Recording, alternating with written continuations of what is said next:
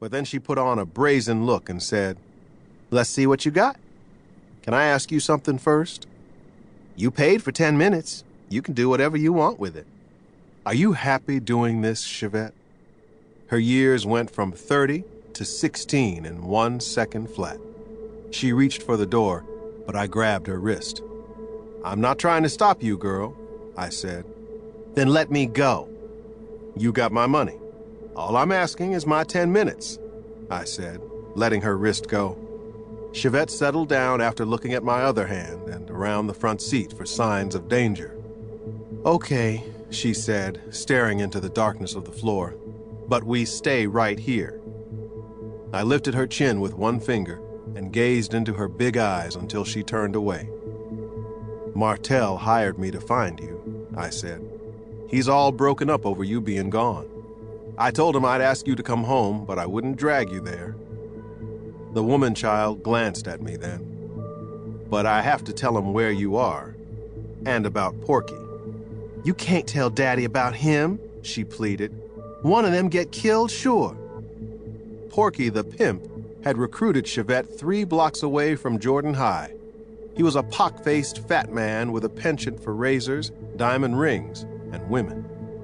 "Martel's your father," I reasoned. "He deserves to know what happened with you." "Porky'll cut him. He'll kill him." "Or the other way around," I said. "Martel hired me to find you and tell him where you are. That's how I pay my mortgage, girl." "I could pay you," she suggested, placing a hand on my thigh. "I got $75 in my purse, and you said you wanted some company." "No," I said.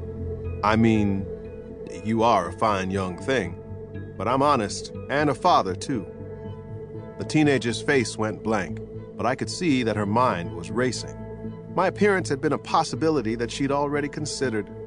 Not me exactly, but some man who either knew her or wanted to save her.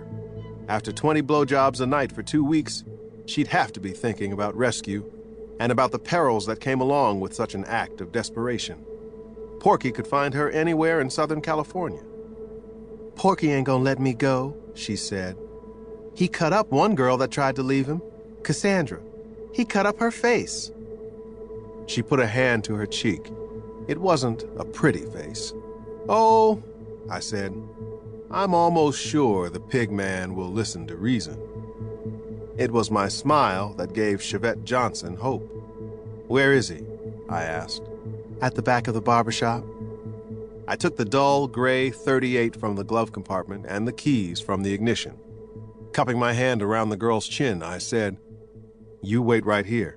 I don't want to have to look for you again." She nodded into my palm, and I went off down the alley. Tall and lanky Letary Clegg stood in the doorway of the back porch of Masters and Broad Barbershop. He looked like a deep brown praying mantis standing in a pool of yellow cream. Clegg had a reputation for being fast and deadly, so I came up on him quickly, slamming the side of my pistol against his jaw. He went down, and I thought of Bonnie for a moment. I wondered, as I looked into the startled face of Porky the pimp, why she had not called me. Porky was seated in an old barber's chair that had been moved out on the porch to make room for a newer model, no doubt. "Who the fuck are you?" the pimp said in a frightened, alto voice. He was the color of a pig, too, a sickly, pinkish brown.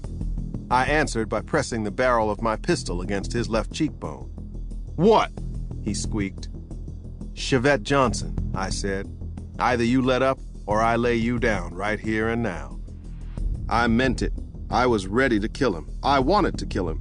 But even while I stood there on the verge of murder, it came to me that Bonnie would never call. She was too proud and hurt. "Take her," Porky said. My finger was constricting on the trigger. "Take her!" I moved my hand 3 inches to the right and fired. The bullet only nicked the outer earlobe, but his hearing on that side would never be the same. Porky went down to the floor, holding his head and crying out. I kicked him in his gut and walked back down the way I'd come. On the way to my car, I passed 3 women in short skirts and high heels that had come running.